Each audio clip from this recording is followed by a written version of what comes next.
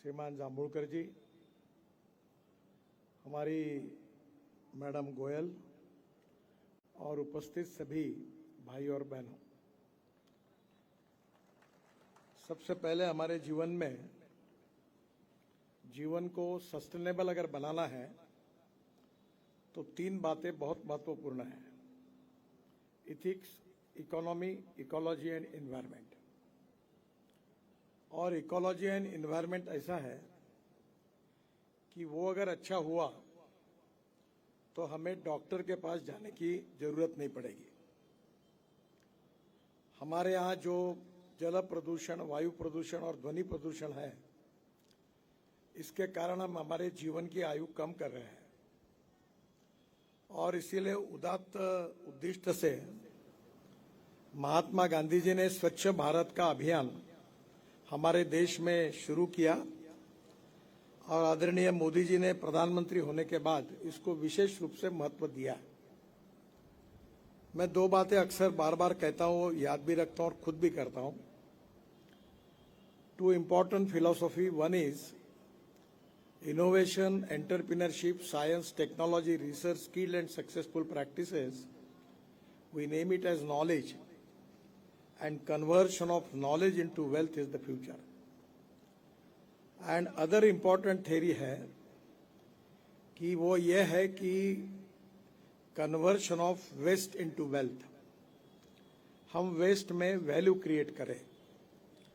और मुझे बहुत खुशी हुई कि आदरणीय आयुक्त जी ने महिला बचत गट को इन्वॉल्व करके हमारी वेस्ट को सेग्रीगेट करके एक अच्छे अभियान का शुरुआत किया है, जिसमें वेस्ट के कारण महिलाओं को रोजगार भी मिलेगा। इसलिए मैं उनका विशेष रूप से अभिनंदन करता हूं। हमारी महानगर पालिका देश में से ऐसी एक महानगर पालिका है कि वो आप जो टॉयलेट में पानी डालते हैं उसको साफ करके हम कोराड़ी और खापरखेड़ा विद्युत प्रकल्प को देते हैं, जिसके कारण पेज का जो करीब 240 एमएलडी का जो कोराड़ी खापरखेड़ा का रिजर्वेशन था, अब उसकी जरूरत नहीं है। वो पानी रामटेक और मौदा तहसीलों के किसानों को मिलता है। और उसके साथ साथ सबसे महत्वपूर्ण फायदा ये हुआ है कि टॉयलेट का पानी बेचकर 300 करोड़ रुपए कमाने वाली महानगर पालिका, ये नागपुर महानगर पालिका, ये हमारे लिए अभिमान का विषय है। अब एक ही है कि इस बार अभी दिसंबर, जनवरी, फरवरी, मार्च, अप्रैल में ये विशेष रूप से जब धूप टेम्परेचर बढ़ेगा तो हमारे एनआईटी के और महानगर पालिका के प्रकल्पों से ये शुद्ध पानी जो निकलता है, ये शहर के गार्डन के लिए हम फिल्ट्रेट वाटर यूज करते हैं। जांभूलकर साहब यहाँ है, उनके बहुत बड़ा जो सीआरपी का कैंप है उनका, वहाँ भी पेड़ है। तो हम ऐसी कोई योजना एनजीओ के मदद से या करें कि हम अपना पानी उनको फुकट में दें, तो ये पानी फिर से अच्छे कामों के लिए यूज होगा और फिल्ट्रेट पानी की जरूरत नहीं पड़ेगी। वैसे तो ये पीने के पानी तक भी चल सकता है, सिंगापुर में उसका उपयोग पीने के पानी के रूप में भी होता है। तो लिक्विड वेस्ट मैनेजमेंट में अच्छा काम हो रहा है। ये जो पानी निकलता है हमारे यहाँ गंदा पानी, उससे पार्टिकल निकलते हैं जो भांडेवाड़ी में वेस्ट के रूप में हमारे पास पड़े हुए हैं। और मैं खुद वेस्ट में काफ़ी काम करता हूँ, तो मेरा रुचि भी थी। तो मैंने वहाँ का जो मटेरियल था वो इंडियन ऑयल के लेबोरेटरी फरीदाबाद को दिया। उन्होंने एक कल्चर तैयार किया है और वो कल्चर उसको लगाकर उसमें से बायो फर्टिलाइजर तैयार हुआ है। मैंने आयुक्त साहब को कहा कि कोई ये ले नहीं रहा है, अगर आप देंगे तो वही कल्चर ऐड करके मैं किसानों को ये खाद पहुंचाने का काम करूंगा, ताकि उनको बायो फर्टिलाइजर के रूप में उसका उपयोग होगा। आपको पता होगा कि आप बाल काटते हैं सब लोग, आजकल महिलाओं भी बहुत कटिंग करती है। मैं खुद इसमें काम करता हूँ और मुझे बहुत अच्छा पैसा भी मिलता है। मैं तिरुपति से 4 ट्रक बाल खरीदता हूँ और उसका एमिनो एसिड बनाता हूँ। एमिनो एसिड बेस्ड माइक्रोन्यूट्रिएंट्स जो किसानों के काम के होते हैं, वो इतने पॉपुलर हुए हैं कि ये देश में अनेक जगह पर जा रहे हैं। यहाँ भी उसका अच्छा उपयोग हो रहा है और मुझे हर साल 3 से 5 करोड़ रुपए की कमाई कटे हुए बालों से ये प्रोजेक्ट में होती है। मैंने ये तय किया कि हम पहले प्रयोग करें। अभी हमने प्लास्टिक से क्रूड पेट्रोल बनाना शुरू कर दिया है और डीजल में 50% डालने का शुरुआत की है। ये जो आज ये प्लास्टिक महिला बचत गट ने 12 रुपए किलो उनको भाव मिलने वाला है और जिन्होंने खरीदी किया है वो प्लास्टिक की टाइल्स बना रहे हैं। अभी मैंने सभी ऑयल कारपोरेशन के चेयरमैन की मीटिंग अगले सप्ताह में बुलाई है कि हमारे जो यूज टायर है उसकी रबर पाउडर को 15% तक बिटुमिन में डांबर में डालना और 7% डालना प्लास्टिक। तो हमारे देश का इंपोर्ट 80 लाख टन का है और 40 लाख टन केवल हम तैयार करते हैं। इससे 15 लाख टन की बचत होगी और प्लास्टिक और रबर के कारण हमारे रोड अच्छे बनेंगे। और इसलिए ये वेस्ट टू वेल्थ वाली कल्पना, इसको महानगर पालिका को आदर्श के रूप में आगे जाना चाहिए। हमारे यहाँ जो कचरा आ रहा है उससे एक नीदरलैंड के कंपनी ने, उनकी टेक्नोलॉजी अच्छी है और उन्होंने अभी वहाँ से कचरे से 28 ton per day bio CNG बना रहे हैं। मैं जो बात कर रहा हूँ नेता करके हवा में नहीं कर रहा हूँ, मैं खुद अभी 2.5 और 2.5 टन और 10 टन सीएनजी बना रहा हूँ बायोमास से। हमारा एक प्रोजेक्ट अभी 15 दिन में शुरू होगा भंडारा जिले में। तो आने वाले समय में इसमें बहुत वायबिलिटी है। 2-4 दिन पहले मैं मुंबई में था तो मुझे अंबानी मिलने के लिए आए थे और वो 600 प्रोजेक्ट डाल रहे हैं। ये जो राइस स्ट्रॉ होता है, परली होती है, बायोमास होता है, कचरा होता है, गोबर होता है, इससे बायो सीएनजी और बायो एलएनजी बनाने की।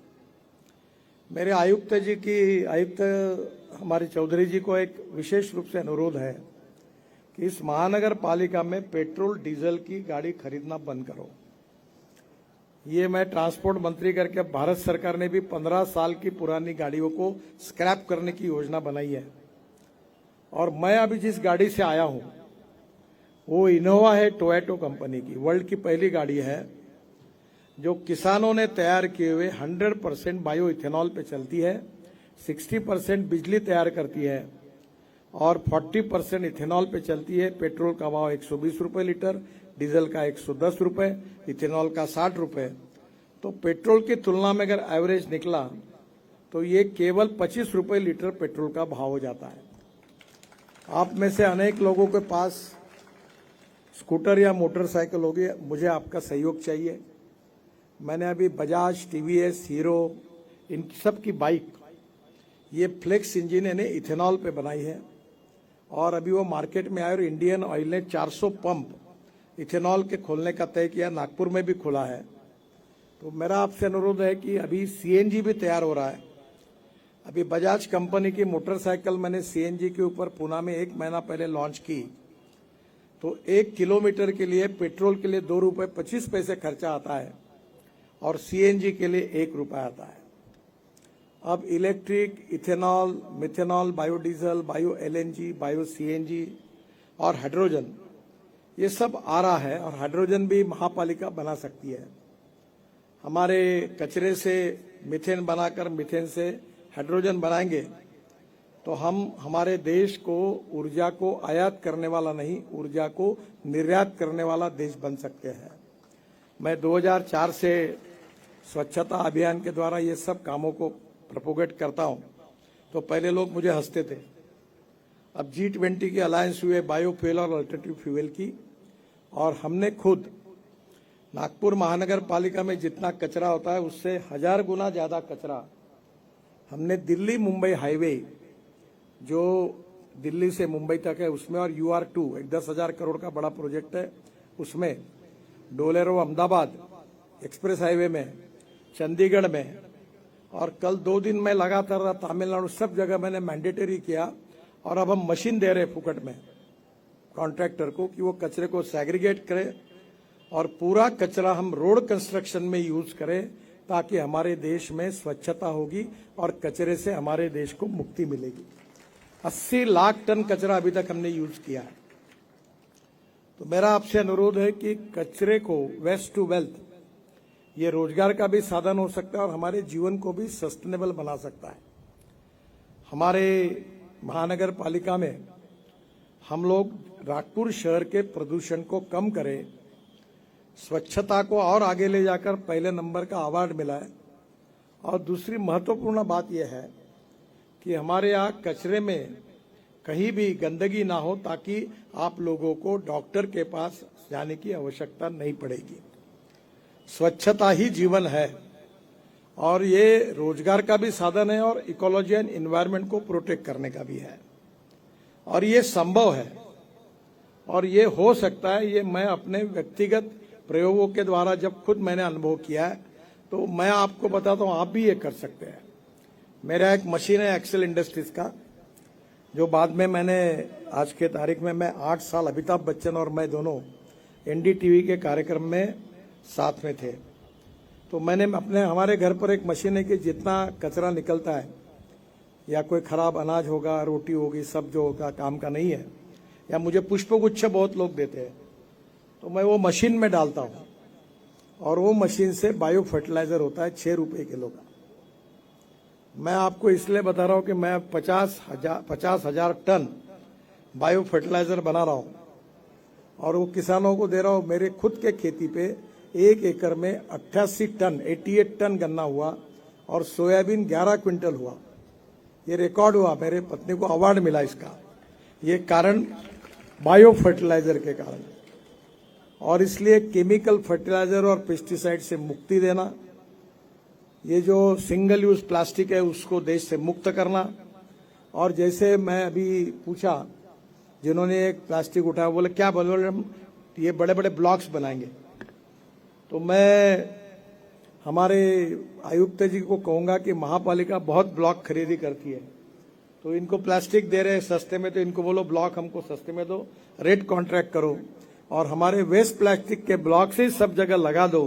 तो हमारे यहाँ परमानेंट सीमेंट से भी मजबूत है, अच्छे है और इकोलॉजी और एनवायरनमेंट को हमने प्रोटेक्ट किया, ऐसा भी होगा। इसमें महानगर पालिका ने एक और अच्छा अभियान किया था। दीवालों पर चित्रकला महाविद्यालय के विद्यार्थियों को लेकर दीवालों पर लिखने का काम किया और एक स्पर्धा ली थी और 10 लाख 5 लाख ऐसे अवार्ड भी दिए थे। 10-20 अवार्ड करिए। जो पेंट और खर्चा है वो महापालिका करेगी, थोड़ा सा उनको ऊपर मिलेगा। और पूरे नागपुर शहर के प्रभागों में हर बिल्डिंग में जहां जहां जगह होगी ब्रिज के नीचे में, ये स्वच्छता का महत्व इस अभियान के द्वारा लोगों तक पहुंचाने का पिछले बार अच्छी कोशिश हुई। अगर वो होगी तो लोग बदलेंगे। हमारे लोग भी बड़े होशियार हैं। भारत में चॉकलेट खाते हैं तुरंत फेंक देते हैं और फॉरेन में जाते हैं तो जेब में रखते हैं, तो वहां अच्छा बिहेवियर करते, पर यहाँ आकर फेंकते हैं रास्ते में। तो हम लोग, अगर मैं भी आजकल चॉकलेट खाता हूं तो अपने जेब में रखता हूं और घर जाके फिर डस्टबिन में डालता हूं। मुझे भी एक समय आदत थी, खाया कि फेंक दिया गाड़ी से।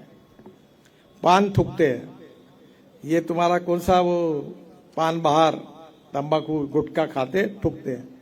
ये थूकने वालों को आप जरा उनके फोटो निकालिए और अखबार को भेजिए कि ये महान व्यक्ति है जो थूकने का काम कर रहे हैं, इनका फोटो जनता के पास भेजिए करके। क्योंकि हम गांधी जी के नाम से करें तो गांधीगिरी ने यही, गांधी जी ने ऐसे प्रयोग किए थे। और इसलिए ये जो पर्यावरण की नागपुर शहर की रक्षा करने के लिए स्वच्छता एक जीवन है, इसके आधार पर आज के कार्यक्रम का आयोजन हुआ। मैं बहुत ही आप सबको धन्यवाद देता हूं। और आप सब लोग व्यक्तिगत रूप से, जैसे हमारे नेता लोग करते कि दुनिया को मार्गदर्शन करते और खुद वैसा व्यवहार नहीं करते, ऐसा मत करो। आप भी और मैं भी अपने जीवन में स्वच्छता जीवन बनाने के लिए इसका अनुकरण व्यक्तिगत जीवन में करें, ऐसी प्रतिज्ञा आप सब लोग करें। महिला बचत गट विशेष रूप से प्लास्टिक के इस कार्यक्रम में शरीक होंगे तो उनको पैसे भी मिलेंगे और महिला बचत गट इसमें आगे आए, ऐसा भी उनसे अनुरोध करता हूं। और फिर से एक बार आप सबको बहुत बहुत बधाई देता हूं। और आयुक्त जी, उपायुक्त हमारी गोयल मैडम, इनका भी इस इनिशिएटिव के लिए विशेष रूप से धन्यवाद देता हूं। बहुत बहुत अभिनंदन, आप सबको शुभेच्छा। स्वर्गीय महात्मा गांधी जी को और लाल बहादुर शास्त्री जी दोनों का हम स्मरण कर रहे हैं। दोनों के स्मृति को अभिवादन करता हूं और उनका आशीर्वाद, उनका जो स्वच्छता का विचार है उसमें यशस्वी होने के लिए हम सबको मिलेगा, इस विश्वास के साथ अपनी बात को समाप्त करता हूं। धन्यवाद।